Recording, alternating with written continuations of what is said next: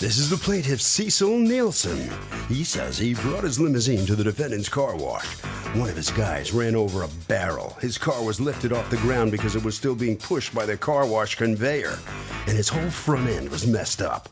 The defendant paid for some of the damage he caused, but then stopped, and he's here seeking some justice to the tune of $3,853.75, the amount he's due.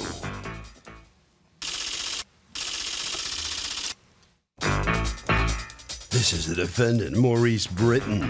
He says he fixed the guy's car, but he came back 4 months later complaining he needed an alignment. He refuses to be this guy's punching bag when it comes to repairing his car every time something goes wrong with it, and has to draw the line somewhere. He's accused of washing up in court.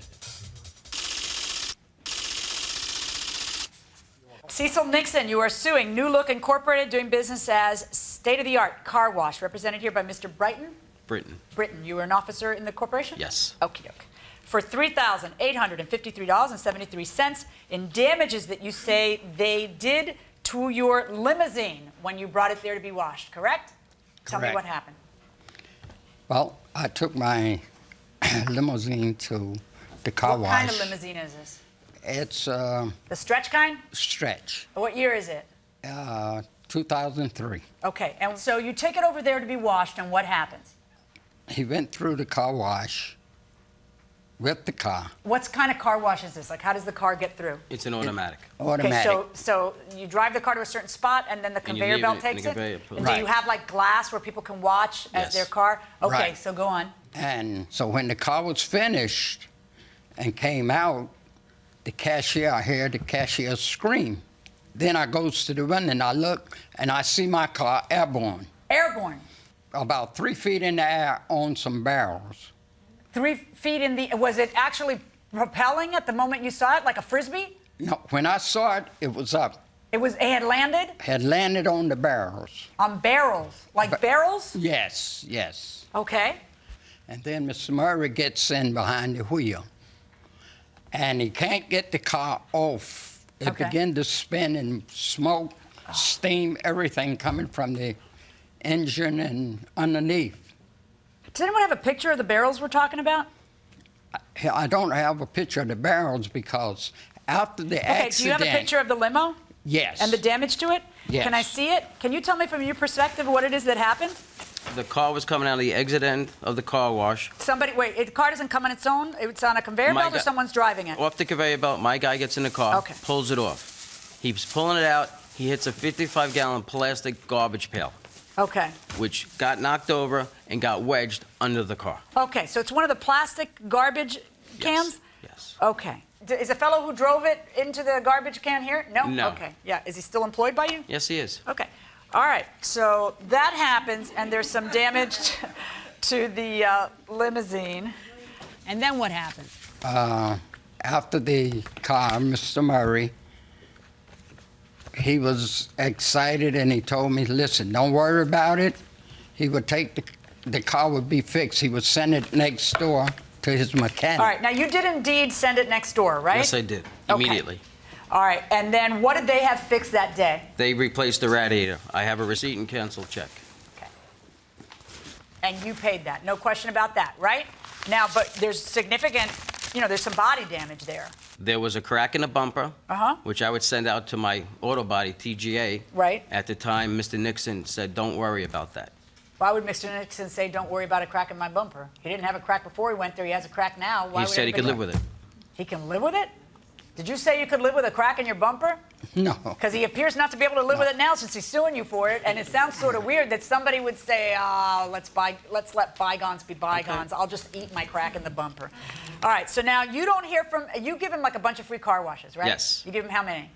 8 to 10. Okay, so you give him little coupons or something? Yes. All right, and he's actually coming to the place and having the car washes, right? Yes. And I imagine you notice, because it's a limousine. Yes. Right? It sort of stands out. It's a nice big white limousine. All right, now, at some point, he comes to you and he says, my AC doesn't work. Yes. Tell me about that. I sent him to my mechanic down the block once again, and my mechanic said it possibly could have happened, so in good faith, I fixed the AC. How much did you pay for that? I have a bill here for $1,092.69. Okay. I have the bill and Why are cancel you check. suing him for $747.70 Thank you. when he already paid for your AC to be fixed? What happened was his mechanic put the radiator in and put water in the radiator instead of putting Prestone. And when the car started running, it ran hot. And that killed the air conditioner. You can't just flap your gums and tell me that. You have to prove what you said. It's not necessarily exactly related to this case, but do you guys inspect your car when you leave the car wash? No, I don't normally do it, but sometimes I've found damage later that I've noticed that And then tough luck, right? and then I'm out of it. Do you inspect your car?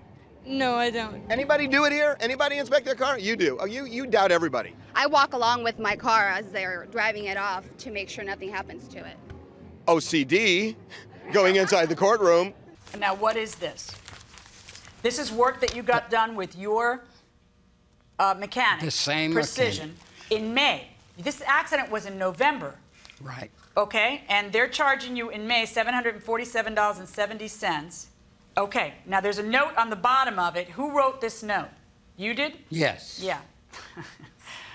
And the note says, My Joe Automotive put in radiator and did not put coolant and only put water. Well, that's great, but that's still just you saying it, okay? You have to give me something from Precision that says that. Right. Let's move to the next issue. That's the AC issue. The bodywork issue, show me proof that it's $1,800 of bodywork. That's sort of hefty for what I'm looking at. I mean, clearly you need a new bumper. All right, I'll tell you what. You keep looking for that, and let me talk to you. So the accident happens November. February comes along, and he says that he has an AC problem. It's your fault, and you go ahead and pay it, Yes. $1,000-something bucks. Then he comes to you again when? Within a week of that, approximately the same time, And says what? there's an issue with his steering. With the steering. Yes. 4 months after the event, there's an issue with the steering. Yes. And he says it's because one of your guys ran over a plastic garbage can 4 months ago. Yes. All right, and then what do you say? My guy checked out the steering. Which guy? My Joe? And Precision both checked out the steering. Both checked out the And I steering. have witness statements from both From both, including his mechanic? Yes. Saying what? that it is not Related physical to the damage. accident. It's All right. wear and tear.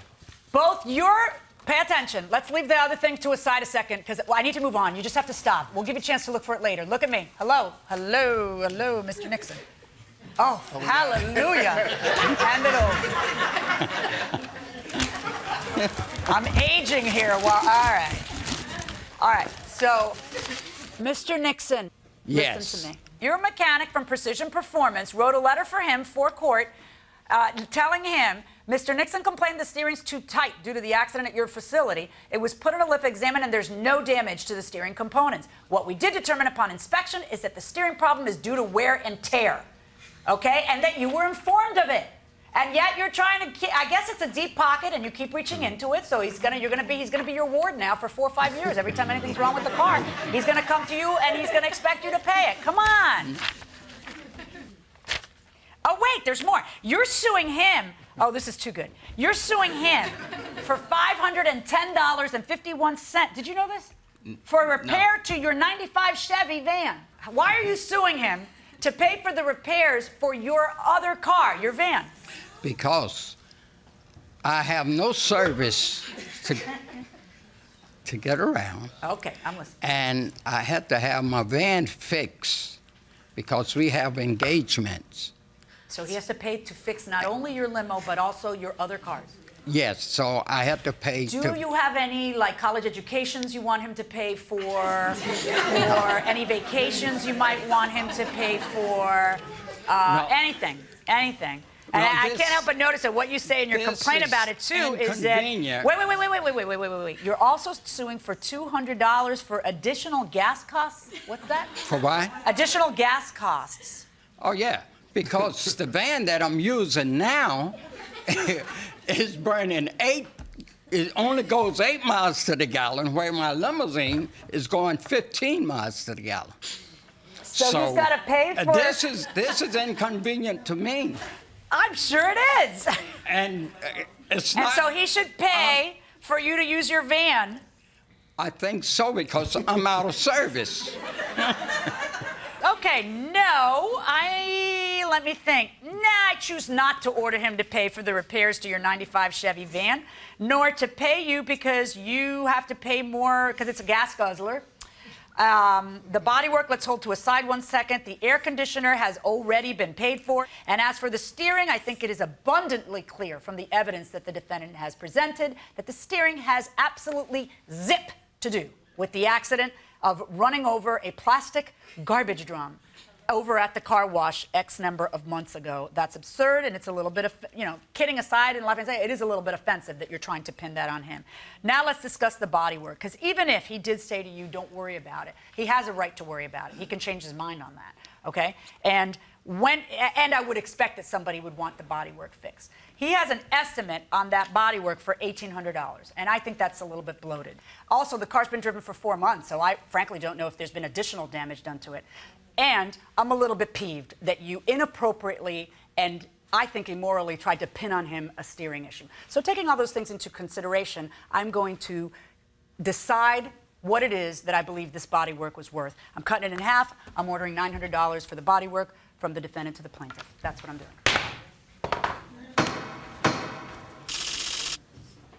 Well, guess what? The defendant is not done paying this plaintiff yet. Come on out here. Think you'll ever get done paying him? I think it's pretty much over after today. You think so? You sure? I think so. If you see that limo come driving in, what? I'll welcome him with open arms. Okay. All right, good man. Head right down there. I think he said all the right things. Did you like what he said there? He said you're still welcome in as a customer, and are you still a customer of his? Yes, well, no. No. What did he say? He said no. No, I thought he said yes for a second. No. No? You're going to try to hit him up for anything else, or are you done trying to make him pay? I can't. This is it. Right. Harvey? I mean, here's the deal. You need to walk around your car if you ever want to have a case if they damage it, because if you drive off the lot, good luck. And that will do it for this case. Litigants for the next case on the way into the courtroom right now.